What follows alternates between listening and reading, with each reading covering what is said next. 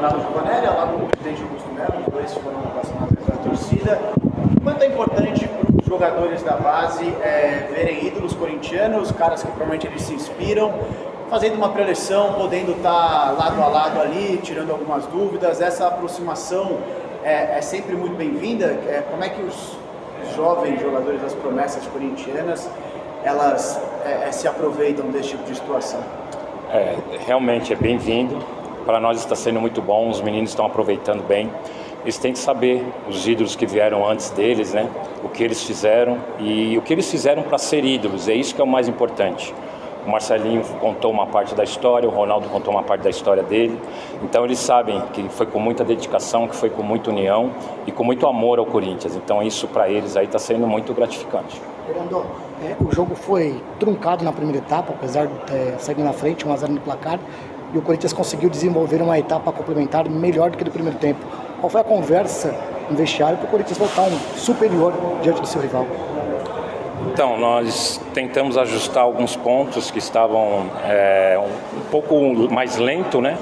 Eles aumentaram um pouquinho a intensidade, entenderam o que precisava ser feito e também o Rio Branco saiu um pouco mais para o jogo. Eu acho que isso facilitou para a gente também. Professor, os destaques individuais da partida, na opinião do senhor, claro, o técnico nunca gosta de falar individualmente, né? Mas assim, alguns destaques individuais e principalmente as alterações que o senhor acabou fazendo, dando certo, né, para mais uma vitória nessa. Na realidade, nós estamos conhecendo o grupo praticamente agora, dentro de uma competição.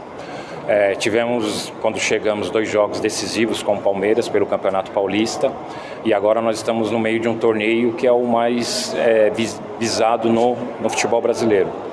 Então a gente tem que ter calma, tem que ter cautela para as alterações, mas aos poucos a gente vai conhecendo e vendo o que eles podem render dentro de campo. Se você quiser um destaque, na minha opinião, é o Denner. Uma pergunta sobre um jogador específico. Eu sei que o treinador normalmente não gosta de avaliar individualmente os jogadores, mas hoje foi o primeiro jogo que você deu minutos para o Dieguinho. Foi um jogador importante no 17, no 20 ano passado, ele entrou, fez o gol.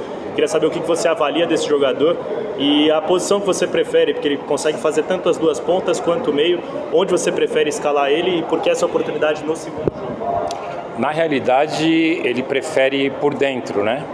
Mas como um meia atacante.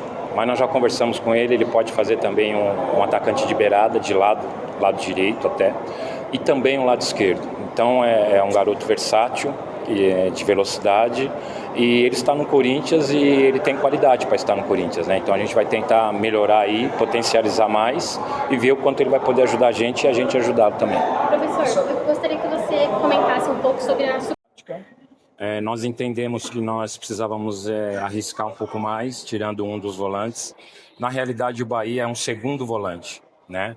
E nós colocamos um atacante. Então, eu acho que a gente precisava atacar um pouco mais, senão não teríamos problema, que o time do Rio Branco estava crescendo e estava melhorando na partida. Professor, agora que o profissional se apresentou, tem uma chance do Ramon chamar algum desses garotos, né? Isso já vinha sendo falado até antes da Copinha, isso foi falado também na entrevista coletiva antes do início da competição. Como é que você vê isso, né? Talvez essa possibilidade de perder alguns destaques aí da sua equipe no decorrer da competição. Se ele chamar, é sinal que o trabalho está bem feito, né? Eu tenho certeza que ele vai ver qual a necessidade realmente de os garotos estarem lá. E como eu falei, se ele chamar, a prioridade é do profissional e a gente tem o pessoal da gestão que vai estar conversando com ele, né? Para a gente saber o que é melhor para o Corinthians e para os meninos. Se é continuar na taça ou se é continuar servindo o profissional. Professor, nessa última rodada, o Corinthians chega disputando a primeira colocação com a equipe do Santo André. O senhor pretende poupar um pouco o time, até para descansar para a próxima fase, já que é só mata, não é mata-mata, ou vai com o time titular para enfrentar o Santo André e garantir a primeira colocação? Não, nós vamos conversar com o pessoal da Físio, né, do DM. Alguns garotos nem vão começar jogando, porque nós temos um torneio longo. Longo que eu digo é muito intenso, né? Não é tão longo que são 25 dias, mas é intenso. Jogos assim, quando eles estão sentindo o maior cansaço é que eles estão voltando para o campo. Então nós vamos poupar alguns, vamos ver aqueles que estão em melhores condições para poder continuar. O Corinthians é o atual campeão, é o que mais soma títulos, 11, vai em busca do 11º e é quem tem mais gols da competição também. Acho que com os 3 de hoje chegou a 430.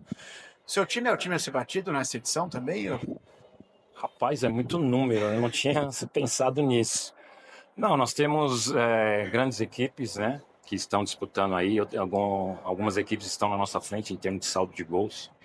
Mas o Corinthians é time grande, na base também é um time grande, então todos querem vencer um time grande. Então, tanto o Corinthians como outra equipe que tem condições de chegar, é aquele que todos vão querer se beneficiar com uma vitória, né?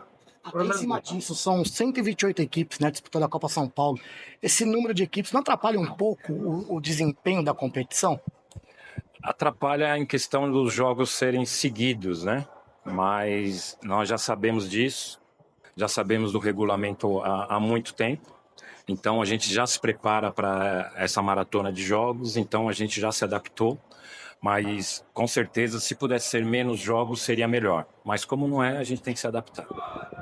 Orlando, nessa segunda partida, né, como você vê o time do Corinthians, os meninos assimilaram bem as suas ideias até agora? Não, ainda é cedo, né? Como eu falei, pouco tempo.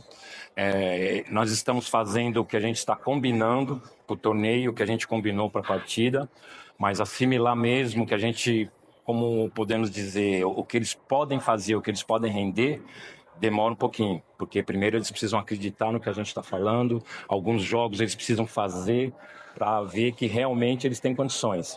Mas o que a gente está propondo para eles, eles estão tentando fazer. Então já é alguma coisa. Orlando, o Corinthians vem mesclando entre um 4-2-3-1